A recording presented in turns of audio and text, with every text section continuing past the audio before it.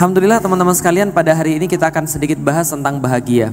Ini benar-benar harus diperhatikan karena ini adalah sebuah jalan bagi kita untuk lebih memahami agama kita. Insya Allah semua pembahasan ini sampai akhir kita tidak akan lebihkan daripada jam 10, karena supaya teman-teman yang akhwat nanti bisa pulang juga dengan tenang, gitu kan ya. Nah teman-teman sekalian, kalau kita berbicara tentang kebahagiaan, teman-teman harus tahu dulu tentang satu konsep. Konsepnya namanya adalah tujuan dan makna. Tujuan dan makna. Nah kita belajar sedikit tentang tujuan dan makna. Contoh teman-teman sekalian, menurut teman-teman sekalian, macet itu enak atau tidak? Macet itu enak atau tidak? Bahagia atau sengsara? Sengsara. Pernah terjebak macet paling lama berapa jam? Paling lama berapa jam? Sejam di Palembang. Dari Palembang, dari Rifai sampai ke perempatan Caritas itu sekarang mungkin 45 menit sampai 1 jam bisa jadi. Paling lama terjebak macet berapa lama? 1 jam. 1 jam itu sangat-sangat biasa kalau di Jakarta. Saya kalau mau berangkat ngisi kajian zuhur di Jakarta, saya berangkat jam 10 untuk sampai ke Sudirman Tamrin itu sekitar jam 12 atau 12 lebih, 12 lewat 5. Lalu kajian dari jam 12 sampai jam 1, pulangnya sampai ke rumah paling cepat jam 3. Berarti untuk satu kajian saya perlu waktu 2 jam pergi, 2 jam pulang. Padahal rumah saya dengan Sudirman Tamrin itu cuma sekitar 20 km aja. Tapi 20 km 2 jam pergi 2 jam pulang. Kira-kira orang Jakarta paling lama kejebak macet berapa lama? Bukan 4 jam bolak-balik. Tapi orang Jakarta ketika weekend hujan gede itu bisa terjebak macet pergi dan pulang itu 8 sampai 9 jam. Kebayang nggak teman-teman sekalian? Sekarang kalau teman-teman pergi ke Bandung naik mobil, itu ke Bandung paling cepat sekitar 5 sampai 6 jam. Kemarin saya pergi dari Jakarta ke Bandung, berangkat jam 9 malam sampai sana subuh jam 4. Paham teman-teman sekalian? Itu adalah kemudian kejebak macet sangat gak enak sekali. Orang-orang Indonesia gak ada yang suka kejebak macet. Anda mau gak kejebak macet 4 sampai 5 jam? Cuma di mobil berteman cuma HP, itu pun cepat habis baterainya. Lalu kemudian teman-teman pasti merasa kesal, merasa gak suka, merasa sengsara. Betul begitu? Ada yang suka kejebak macet? Enggak, tapi saya bisa mengubah teman-teman sekalian bisa jadi suka kejebak macet, bahagia terjebak macet cuma dengan mengganti tujuan dan makna. Gimana caranya? Oke, enggak mau kejebak macet? Enggak, tapi pertanyaan saya, mau enggak kejebak macet di musim haji ketika di Mekah dan Madinah? Mau? Semuanya mau. Kenapa mau? Apa yang berbeda antara macet di Indonesia dengan macet di sana? Macet di sana kita punya makna, macet di sana kita punya tujuan. Gak apa-apa Ustadz, kalau untuk haji jangankan macet-macetan, gak ada masalah. Susah pun saya jalani. Kenapa? Karena saya mau untuk berhaji. Bisa dipahami teman-teman sekalian? Tujuan dan makna. Andai kita punya tujuan dan makna, akan lebih besar chance kita ketemu dengan kebahagiaan. Andaikan kita tidak punya tujuan dan tidak punya makna, maka sebagian besar kita pasti akan kemudian kehilangan harapan atau kita akan sengsara. Nanti kita akan bahas tentang kehilangan harapan, kita akan bahas tentang namanya hope. Oke, coba lihat baik-baik. Suatu hari saya ngajak Mas Cahyo baru pertama kali saya ajak pergi minum kopi. Siapa yang suka minum kopi? Angkat tangan yang suka minum kopi. Banyak, alhamdulillah. Siapa yang minum kopi masih pakai gula? Angkat tangan. Yang minum kopi masih pakai gula? Newbie, paham teman sekalian? Karena kalau yang sudah serius minum kopinya itu nggak pakai gula. Lah kenapa? Kata teman saya, kalau Anda minum kopi pakai gula itu sama saja. Anda mau pakai kopi, Anda mau pakai kertas lalu kemudian dibakar sampai jadi arang, lalu kemudian masukin ke air, lalu diaduk-aduk dikasih gula, itu rasanya sama. Paham teman sekalian? Nggak ada bedanya antara kopi dengan kemudian arang kalau sudah dikasih gula. Nah, artinya ketika saya ngajak Mas Cahyo untuk minum kopi, saya ngajak dia ke tempat kopi yang serius. Kopinya benar-benar kopi asli, lalu kemudian diseduh dengan cara-cara yang belum kita tahu sebelumnya. Setelah diseduh, dihidangkan kepada dia. Saya tanya, gimana Mas? Gak enak belas. Pokoknya gak enak banget. Lah kenapa? Kopi apa ini? Pahit banget. Kopi macam apa ini? Lalu kemudian dia bilang kopinya gak enak. Lalu saya bilang, sebentar, saya belum cerita tentang kopinya, belum ngasih tahu maknanya, sehingga dia belum dapat tujuan tentang kopinya. Saya cerita, gini Mas, kopi itu ada 2, Robusta, Arabica. Ini yang paling banyak. Ada lagi yang ketiga namanya Liberica. Beda antara Arabica dan Robusta, Arabica lebih mahal daripada Robusta. Mungkin harganya bisa 10 kali lipat daripada Robusta. Robusta itu apa? Kopi-kopi kampung, itu Robusta. Kopi Lampung itu kebanyakan Robusta juga. Nah, artinya adalah kalau kita lihat kopi Robusta sama Arabica beda. Kalau Robusta lebih banyak kafeinnya, kalau Arabica itu ada aroma-aroma tertentu.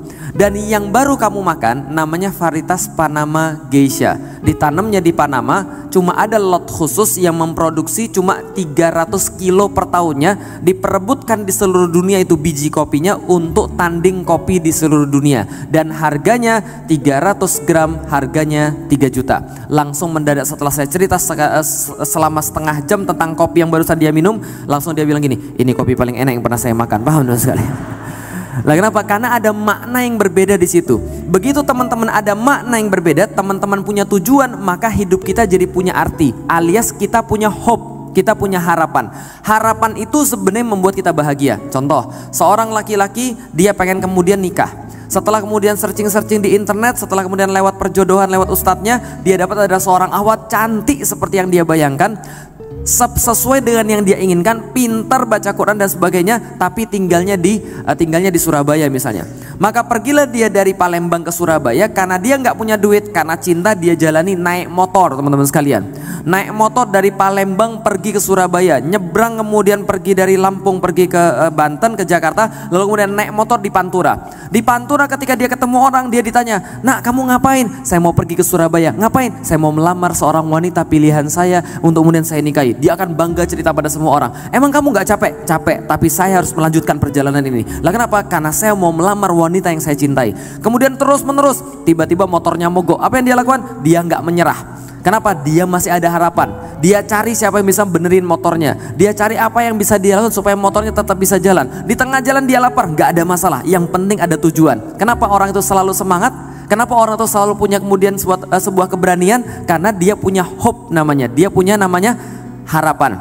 Tapi begitu kemudian di tengah-tengah di Semarang, dia dapat SMS. SMS-nya apa? "Mohon maaf akhi, saya nggak jadi, sudah ada yang melamar saya, kita batalkan khitbah kita." Kira-kira gimana hidupnya? Mendadak temennya langsung telepon dia, "Mas, Anda itu kan mau pergi ke Surabaya kan, saya tahu. Ini saya baru ngumpulin uang, saya sudah beliin tiket dari Semarang ke Surabaya." Kira-kira dia mau pergi atau tidak? Enggak. Inilah yang namanya hopeless. Apa itu hopeless? Ketika seseorang sudah kehilangan tujuan hidup dia, maka muncul yang namanya hopeless, orang-orang yang sudah hilang harapan. Dan orang-orang yang hilang harapan ini, dia bisa berbuat segala sesuatu dan gak akan ada yang bisa menyenangkan hidup dia. Kalau sudah hopeless, apapun di depan mata dia itu bagi dia nggak akan menyenangkan. Tapi bagi orang yang punya harapan, apapun akan jadi menyenangkan. Paham teman sekalian? Naik motor susah-susah, sakit pinggang, motor rusak, nggak apa-apa. Ini demi tujuan, ini demi makna hidup saya. Paham teman sekalian? Tapi begitu dia sudah nggak punya tujuan, dia kehilangan makna, maka dia hopeless. Mau dikasih tiket dia nggak bakal pergi, mau dikasih duit dia nggak akan peduli, dikasih makanan enak dia nggak akan kerasa enak. Apa yang hilang di situ? Yang hilang adalah harapan. Pertanyaannya teman-teman sekalian, berarti bahagia itu ada pada tujuan yang benar, ada pada makna yang benar. Sayangnya manusia zaman sekarang, seperti yang tadi yang sudah dikatakan, dia mencari kebahagiaan pada sesuatu yang akan hilang, pada sesuatu yang akan musnah. Ini permasalahannya. Teman-teman sekalian, saya umurnya sekarang sudah 34. Siapa yang umurnya di bawah saya, teman-teman sekalian? Siapa yang umurnya di bawah saya? Jangan ulangi kesalahan saya yang sama. Saya umurnya sudah 34 dan dulu saya pernah jadi orang yang merasa bahwa kebahagiaan itu ada pada sesuatu yang namanya materi dunia. Saya pernah merasa bahwa kalau saya lebih kaya saya lebih bahagia, kalau saya lebih banyak mobilnya saya lebih bahagia, kalau saya lebih banyak kemudian dunianya saya lebih bahagia. Ternyata nggak begitu ceritanya teman-teman sekalian. Kenapa? Karena segala sesuatu yang ada di dunia itu semua ada batasnya. Kullu man 'alaiha fan. Sesungguhnya segala sesuatu di dunia itu adalah fana. Fana artinya apa? Akan hilang, akan binasa. Lihat baik-baik teman-teman sekalian.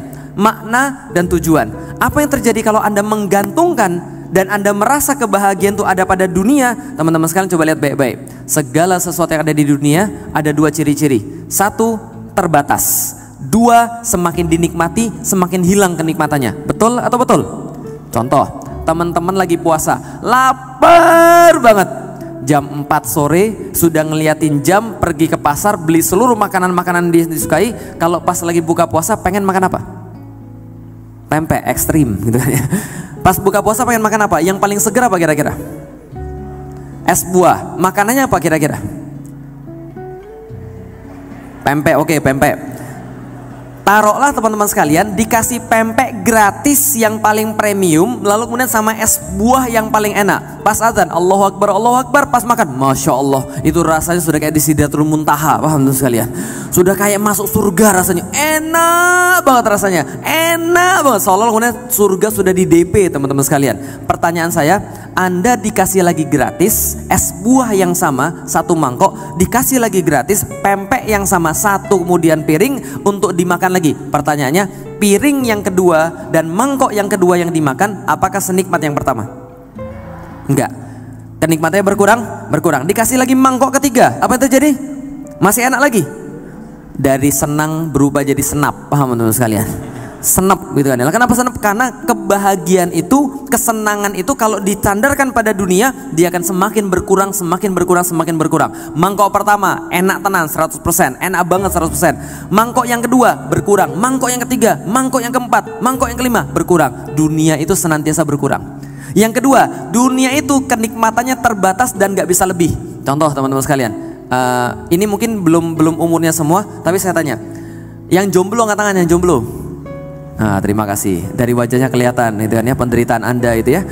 Di Turki itu teman-teman sekalian ada pasukan khusus namanya Yeniseri. Yeniseri itu pasukan khususnya disimpan di terakhir. Jadi kalau nggak mempan semua baru Yeniseri keluar.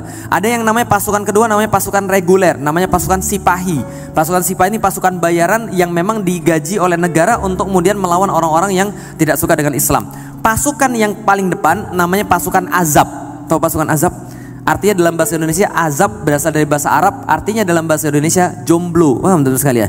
Pasukan azab, dan pasukan azab ini selalu minta di garis depan. Lah kenapa? Mungkin dia merasa kehidupan terlalu pahit teman-teman sekalian. Setiap Syawal ditanya kapan kawin, paham teman-teman sekalian? Nah makanya kemudian dia maju ke depan supaya cepat mati kan itu kan ya. Nah baik, teman-teman perhatikan baik-baik. Teman-teman yang masih jomblo ketika mau menikah pasti ada bayangan tentang pernikahan yang paling teman-teman inginkan. Betul begitu? Saya pengen begini, saya pengen begini, saya pengen begini, saya pengen begini. Tapi impian yang paling teman-teman mau ketika menikah, ketika jadi, kira-kira kenikmatannya ada batasnya atau tidak? Ada batasnya. Kuat berapa lama? Kuat berapa menit teman-teman sekalian? Ada batasnya, paham kira-kira saya? Dan ketika sudah sampai batas itu nggak bisa dilampaui lagi.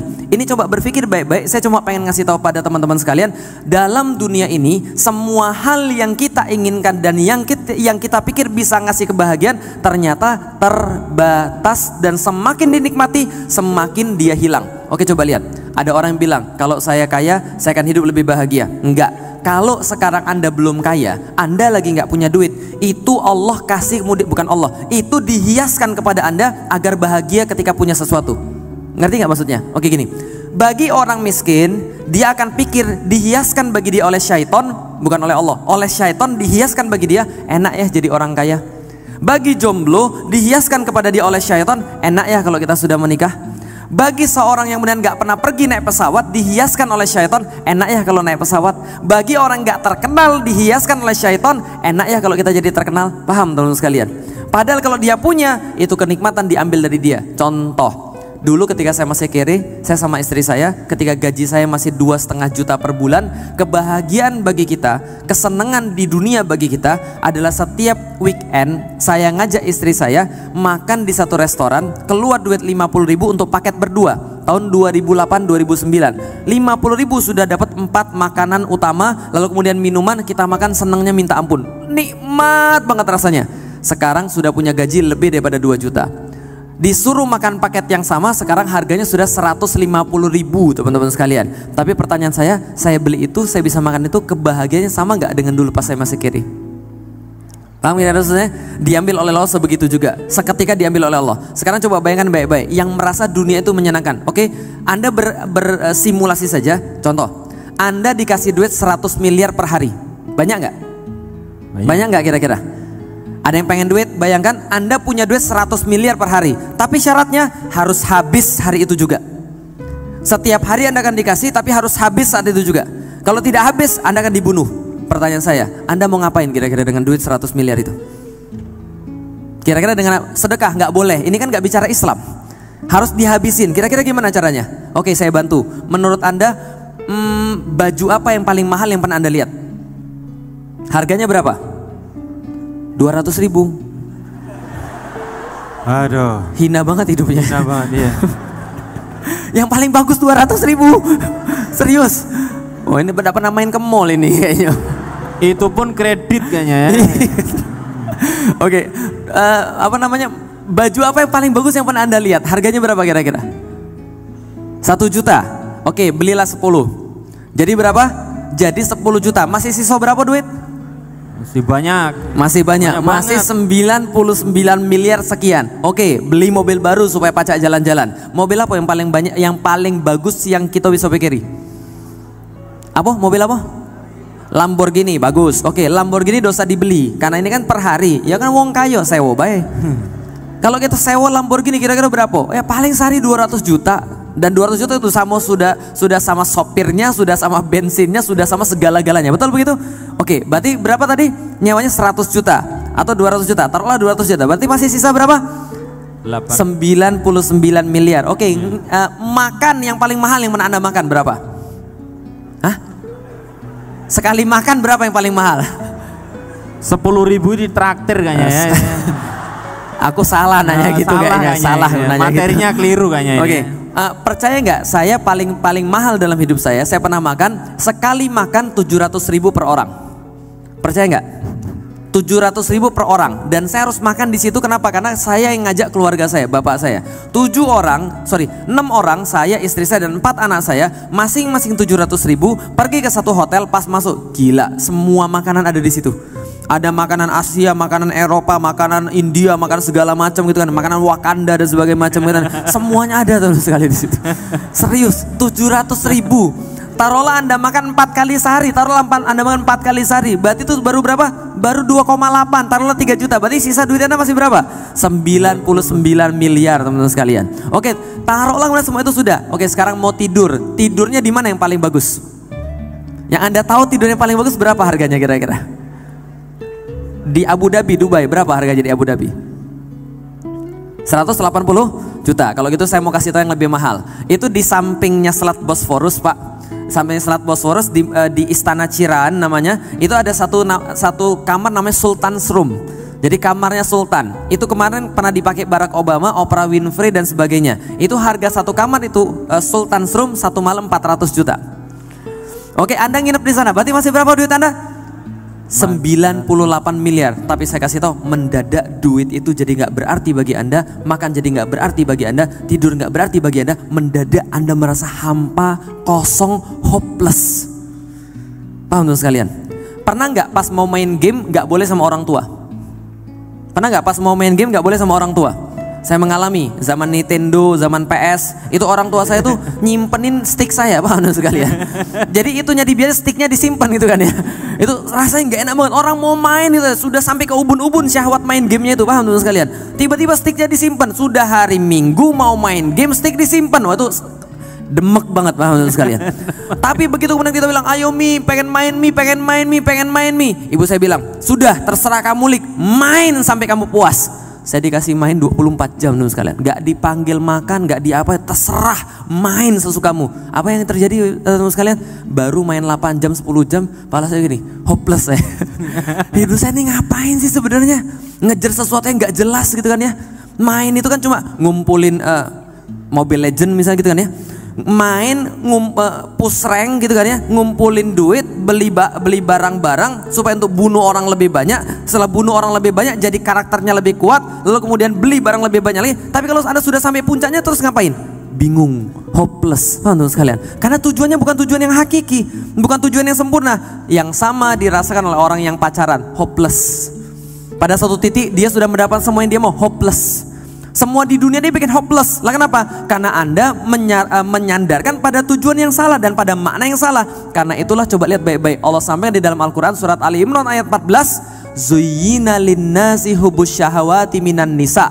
Lihat baik-baik. Allah hiaskan kepada manusia hubbus syahawati minan nisa. Syahwat kepada nisa. wal banin wal qanatiril muqantarati minadz zahabi wal fiddah, dan dihiaskan kepada kita pada perempuan, pada anak-anak, dan kepada harta benda seperti kemudian zahabi wal fiddah, seperti emas dan perak, wa khailil musawwamati wal an'ami wal harth, dan juga kuda-kuda pilihan, binatang-binatang ternak, dan juga kemudian sawah-sawah perladangan. Zalika mataul hayatud dunya, semua itu adalah segala sesuatu yang Anda anggap menyenangkan yang ada di dunia. Wallah, sesungguhnya Allah, benar cuma Allah, indahu husnul ma'ab. Hanya pada Allah Anda bisa menemukan kesenangan yang sejati itu, kebahagiaan yang sejati itu. Kalau Anda mau untuk bahagia, balik pada Allah. Allah bilang balikan yuk kalau mau dapat. Dari dulu sudah Allah sediakan bahagia, cuma Anda cari pada yang lain. Berkali-kali Allah bilang begitu di dalam Al-Quran. Allah itu kemudian ngasih Anda harapan, sementara yang selain Allah ngasih Anda hopeless. Tapi Anda malah ngasihnya kepada yang hopeless, bukan kemudian balik pada Allah. Harusnya Anda mau balik pada Allah. Jangan lupa bahagia. Gimana caranya? Sertakan Allah dalam kehidupan kita, maka kita pasti akan bahagia. Sertakan Allah dalam kehidupan kita, maka kita menemukan kebahagiaan yang sejati. Gimana cerita misalnya contoh kebahagiaan yang sejati? Lihat, siapa yang jomblo? Katakan yang jomblo. Mau nikah? Mau nikah? Mau saya kasih tau rahasianya? Oke, perhatiin baik-baik. Rahasia bahagia dunia akhirat. Kalau Anda datang ke pernikahan, Anda biasanya doain mereka dengan satu doa. Apa doanya? Samawa ya, sakinah, mawadah, warahmah ya. Dapat dari mana itu ayat? Dapat dari surat Al-Rum ayat 21. Wa min ayatihi an khalaqalakum min anfusikum azwajan litaskunu ilaiha wa ja'ala bainakum mawaddatan wa rahmah. Kan gitu kan ya? Sakinah ya. Oke, kita bahas. Pengen keluarganya sakinah? Pengen keluarganya sakinah? Perhatikan baik-baik. Sakinah dalam bahasa Arab ini penting bagi masa depan Anda. Ibu-ibu perhatikan, kalau misalnya anak-anak perempuannya pengen bahagia, sakinah bahasa Arab itu diambil sesuai dengan kata seperti kalau kita belajar tajwid, sukun. Pernah belajar tajwid? Sukun artinya? Ini TK nyogok semua ya. Sukun artinya dalam belajar tajwid mati. Selain mati, berhenti. Selain berhenti, diem, stop. Contoh, kitabah itu kalau ba-nya dikasih sukun bacanya jadi kitab. Diem. Kitab. Enggak pakai a-nya lagi karena sudah diem. Paham sudah di sini? Sukun itu sama dengan sakinah, asal katanya sama. Berarti sakinah bisa berarti berhenti, diem, enggak mati. Mati itu bahasa Palembang, wah menurut sekalian. Diem, berhenti. Coba lihat lagi. Apa kata sakinah? Sakinah juga dipakai dalam bahasa Arab maskanah. Maskanah artinya tempat kediaman. Sama kayak tadi diam. Berarti maskanah tempat kediaman. Wa masakinu tardaunaha di dalam Al-Quran. Dan tempat-tempat kediaman, rumah-rumah kalian yang kalian ridhoi. Artinya adalah apa? Artinya sakinah, maskanah, tempat kediaman. Artinya apa? Coba lihat. Sakinah itu adalah perasaan ketika kita masuk ke rumah. Makanya bagi orang yang sudah menikah, kalau dia mendapatkan istri yang tepat, dia nggak usah punya rumah, cukup punya istri yang benar. Paham teman-teman sekalian? Tapi kalau Anda cari istri yang salah dan Anda sudah punya rumah, itu rumah jadi neraka bagi Anda. Teman-teman sekalian. Tapi kalau Anda nggak punya rumah tapi punya istri yang tepat, itu nanti insya Allah Anda merasa punya rumah walaupun nggak punya rumah. Karena istri itulah rumah maksudnya. Oke, kita bahas tentang sakinah. Sakinah artinya diam seperti rumah. Orang kalau masuk rumah tenang atau tidak? Tenang atau tidak? Pernah nginep di hotel bintang 5? Belum. Lihat hotel bintang 5 pernah? Pernah. Kira-kira nginep di hotel bintang 5 enak atau tidak? Enak hari pertama. Hari kedua nggak seenak hari pertama. Hari ketiga Anda mulai tidak menghargai semua yang mewah-mewah yang pertama kali Anda anggap mewah. Hari keempat, hari kelima Anda mulai masuk kepada tadi kullu man 'alaiha fan, semakin berkurang, semakin berkurang, semakin berkurang. Seperti yang kita bahas tadi awal tadi. Tapi bedanya dengan rumah adalah rumah semakin ditinggali semakin kita betah. Betul atau betul? Itu bedanya rumah sama kemudian yang lain. Berarti sakinah artinya adalah, sakinah artinya diem. Sakinah adalah stabil. Dalam bahasa Jawa namanya mapan. Mapan diadopsi dalam bahasa Indonesia. Mapan dalam bahasa Jawa menjadi papan. Pernah lihat papan? Papan pernah nggak goyang-goyang? Enggak. Papan tuh kalau sudah begini dia nggak goyang, dia diam. Kalau papannya berdiri jatuh. Paham menurut sekalian? Tapi kalau papannya begini dia diam. Itu maksudnya sakinah. Artinya laki-laki itu bisa menjadi sakinah kalau dia nikah karena Allah, taat karena Allah, baru datang sakinah. Tapi kalau dia tidak nikah karena Allah, hidupnya nggak akan sakinah. Jadi kalau mbak-mbak pengen dapat jodoh yang seperti apa? Yang sakinah Ustadz, nggak bakal dapat. Kenapa? Jomblo tuh nggak ada yang sakinah. Paham teman sekalian? Karena kata Allah sakinah itu diberikan pada yang nikah. Berarti jomblo tuh begini, teman sekalian. Nah, ini jomblo. Teman sekalian, nggak ada yang stabil jomblo itu. Dikit-dikit marah, dikit-dikit ngamuk, dikit-dikit baper gitu. Kenapa nggak ada yang stabil? Ini jomblo begini, dikit-dikit marah gitu. Nah, ini jomblo begini nih. Duit nggak bisa dipegang karena nggak stabil. Makanya kalau misalnya ibu-ibu mau nyari suami yang mapan tuh adalah siapa? Yang sudah nikah. Wah, sekalian. Jelas di sini? Oke, enggak gitu kan ya. Menolak langsung kita. Oh, tahunya seneng banget, seneng nih Pak Indra. Oke, artinya adalah apa? Artinya adalah kalau kita bicara tentang sakinah itu adalah orang-orang yang sudah menikah. Seperti orang sudah menikah, dia diam, dia stabil. Coba kita lihat di dalam Al-Quran, alladzi anzala sakinatan fi qulubil mu'minin, adalah Allah dia yang menurunkan rasa sakinah itu pada diri orang-orang mukmin. Nyambung dengan ayat yang tadi saya baca surat Ali Imran ayat 14. Kenapa? Karena sakinah, kebahagiaan sejati itu Allah yang kasih langsung kepada hati orang-orang mukmin. Paham teman sekalian? Jadi kalau Anda cari pada Allah, Anda salah. Kalau Anda cari kebahagiaan itu ada pada selain Allah, Anda salah. Sebaliknya yang Anda temukan pasti hopeless, sengsara. Jelas kira-kira maksud saya? Dan Anda nggak usah membuktikan, sudah banyak yang membuktikan. Terakhir banget saya pengen cerita, barusan kemarin sebelum saya pergi ke Palembang, tanggal 9 saya naik pesawat pergi ke Palembang. Paginya saya ngisi kajian, ada ibu-ibu datang saya nangis-nangis teman-teman sekalian. Nangis-nangis dia bilang, Ustadz makasih ya Ustadz kajiannya, saya nggak sengaja datang ke sini, saya stres. Dia jalan-jalan dari rumah, jalan-jalan stres nggak tahu menuju kemana, tiba-tiba kemudian sampai ke masjid tempat saya ngisi, lalu kemudian masuk ke masjid dengerin kajian, setelah itu dia kemudian nemuin saya sampai nangis-nangis. Dia bilang apa? Ustadz, semalam saya baru mau bunuh diri sama 2 anak ini. 2 anaknya cewek dia gendong, satu masih sekitar 2 tahun, satunya masih sekitar 1 tahun. Mau bunuh diri minum baygon. Teman-teman sekalian, saya bilang sama dia, Mbak, andaikan Anda jadi bunuh diri, itu justru murka Allah yang paling besar pada Anda. Lah kenapa? Allah akan merasa tersinggung. Kenapa merasa tersinggung? Gini deh, Anda punya orang tua dan Anda punya utang sama teman Anda. Utangnya cuma 500.000. Orang tua Anda tuh konglomerat. Teman-teman sekalian, konglomerat. Anda utang sama teman Anda 500.000, terus Anda bunuh diri. Apa kata orang tuanya? Kurang ajar nih anak, kenapa gak bilang sama saya? Paham ya? Ini kita punya siapa? Allah yang punya apa? Jangankan miliaran duit, ini Allah yang nyiptain semuanya. Allah merasa tersinggung, kenapa gak ngomong sama saya? Kalau ngomong sama saya itu saya selesaikan sangat mudah sekali. Tapi dia putus asa, hopeless. Kenapa hopeless? Karena dia sama sekali tidak mengenal Allah. Paham teman sekalian? Coba kalau dia kenal Allah, coba kalau dia tahu bahwa Allah itu maha berkuasa, coba kalau dia tahu Allah itu maha punya segala-galanya, coba kalau dia tahu Allah itu maha menyelesaikan, Allahu Akbar, Allah itu maha besar, mungkin dia tidak akan pernah kepikir untuk bunuh diri. Paham teman sekalian? Lalu saya tanya sama dia, Mas, Mbak mohon maaf, Mbak utangnya berapa? 1 miliar Ustaz. Ya Allah, baru 1 miliar mau bunuh diri? Temen saya tuh utang 80 miliar Mbak. Tapi santai aja, sekarang udah lunas. Kenapa? Karena dia sadar dia salah, lalu bergantung pada Allah. Wallah indahu husnul ma'ab. Balik ke sini kata Allah. Kalau kalian punya rasa kecewa, kami sembuhin. Balik ke sini kata Allah. Kalau kalian punya rasa sedih, kami hibur. Balik ke sini ke Allah. Kalau kalian kurang, kami lebihin semuanya. Kurang apa Allah? Asal kalian mau balik kepada indahu husnul ma'ab, paling baik balik kepada Allah. Kenapa? Bagi orang-orang yang merasa dunia adalah kebahagiaan bagi dia, balik pada Allah. Di sini letak kebahagiaan dari Allah. Sedipahami sekalian. Tapi karena orang tidak kenal Allah, karena orang tidak tahu Allah, maka hidupnya senantiasa sengsara, hopeless, dan dia lupa bahagia. Jangan lupa bahagia, ingat Allah Subhanahu wa taala. Assalamualaikum warahmatullahi wabarakatuh.